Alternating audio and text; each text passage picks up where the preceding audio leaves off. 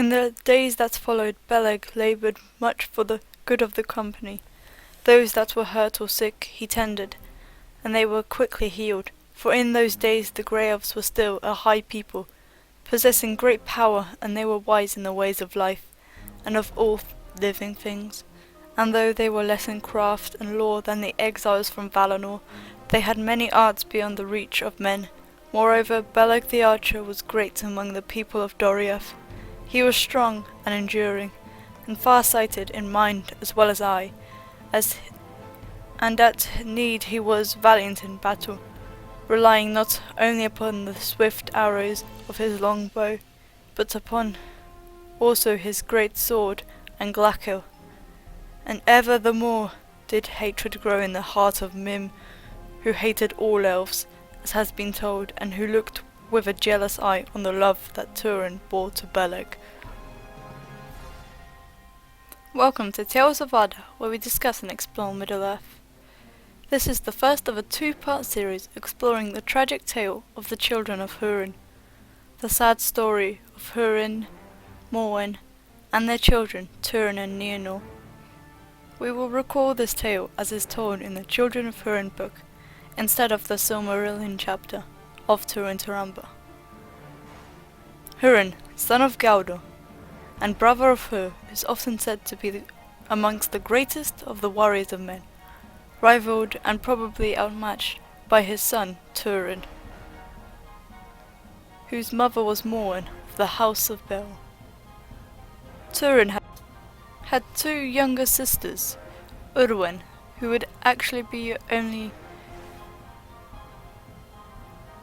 really known as Lalaith in her short years before her death at the hands of Morgoth's evil breath, a disease that swept across Dolomin.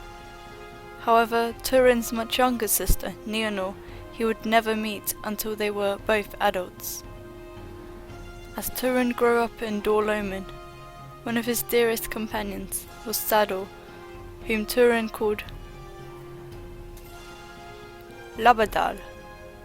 Sador, as a house servant of the lord of the house of Hador, told Turin many tales about the Dagor Bragolach. When Turin was still but a child, the fifth battle of Beleriand was fought, and Hur was slain, and Hurin was captured. The north was aflame, and Hithlum was overrun, and into Dolomin countless Easterlings came, and harassed the few surviving men, but the women they took as wives, and enslaved the children. Fearing for her son, Morwen sent him and a few others away to Doriath to seek the aid of King Fingal, for she hoped that he would protect Turin as a descendant of the house of Hador. Morwen, however, did not flee Dolomin. She was proud, but also pregnant with Nienor, and so, because of the story of Beren and Lúthien, Fingal's heart has been softened towards men, and he will welcome Turin and raised him as a son. And so Turin grew surrounded by elves. Therefore he became a great warrior taught by the elves. In Doriath, Turin's friend was Beleg Cathalion, and he guided Turin.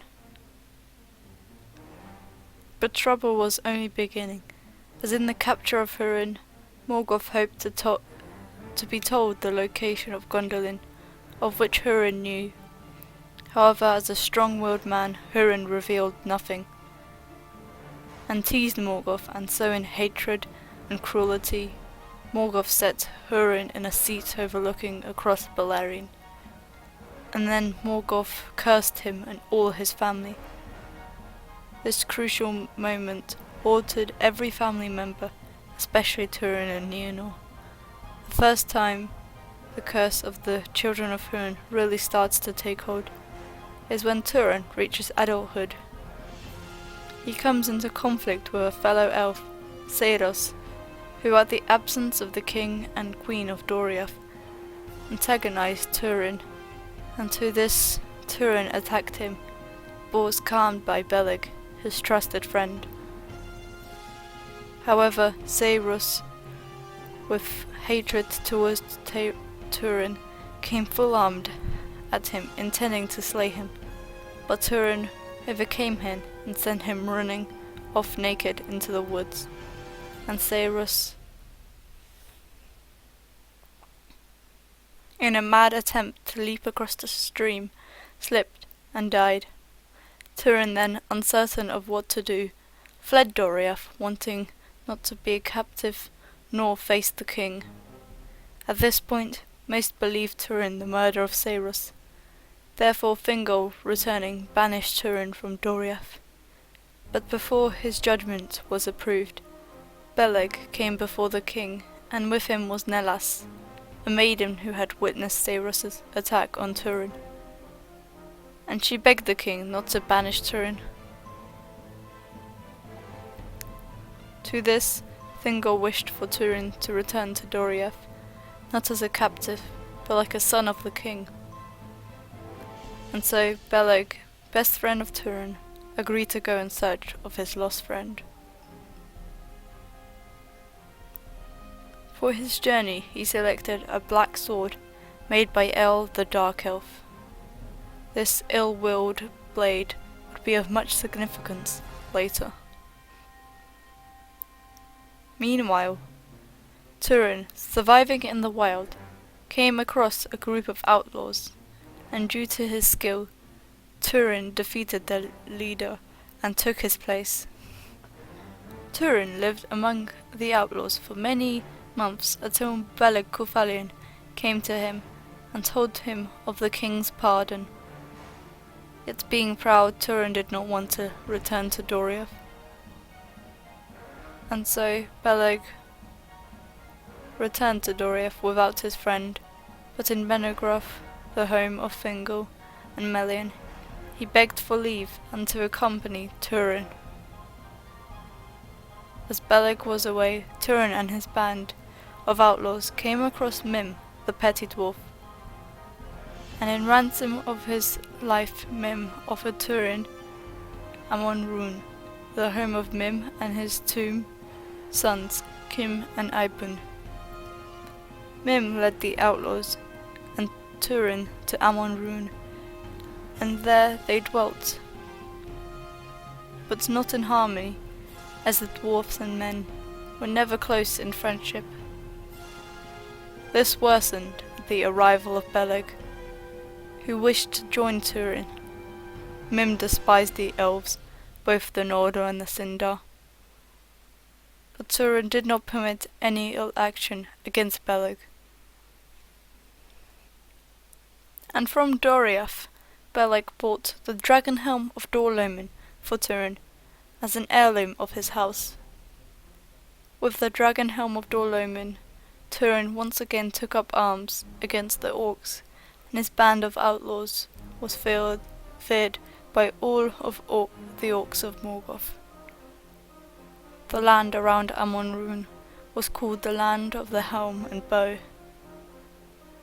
But there came a time where Mim, the petty dwarf, was captured by orcs, and then evil came into his heart. He betrayed Turin and his company in ransom for his lives. Then the orcs came at unawares to the stronghold of Turin, and all save a few were slain. Mim had told the orcs to capture Turin and to slaughter the rest. However, Beleg was not killed, but injured, and after recovering, set off immediately in search of Turin.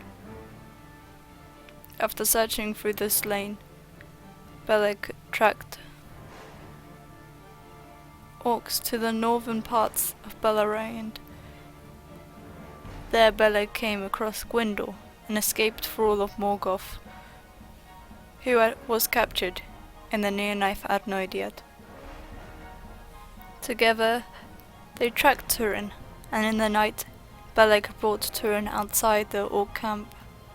There Beleg cut Turin's bonds, but the evil sword Anglakil slipped from Beleg's grasp and pricked Turin, and then awakening in shock and anger, thinking that orcs had come to torment him again, Turin wrestled Anglakil from Beleg and slew him, not yet knowing it was his friend, until the light shone on Beleg's dead face.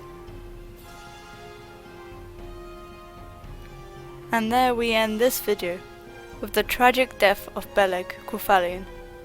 Next video we will continue with Turin's arrival at Nargothrond, and the conclusion to the story of the children of Hurin. Thanks for watching, and don't forget to like and subscribe.